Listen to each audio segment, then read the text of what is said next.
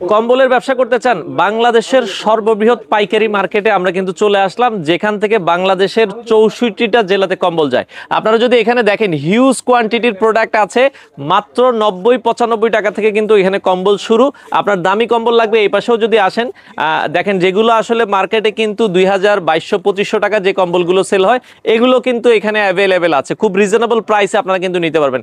এছাড়া যারা বক্স কম্বলগুলো নিয়ে ব্যবসা করতে চায়, মার্কেটে যেগুলো বিএমডাব্লিউ আছে, ব্ল্যাকমোর আছে, এগুলোরও কিন্তু হিউজ পরিমাণ বক্সের, এখানে আমরা যদি দেখাই এখানে বক্স বক্স করা আছে, প্রতি বক্সে 4 পিস 6 পিস, এই পাশে বক্সের অনেকগুলো কালেকশন কিন্তু আছে।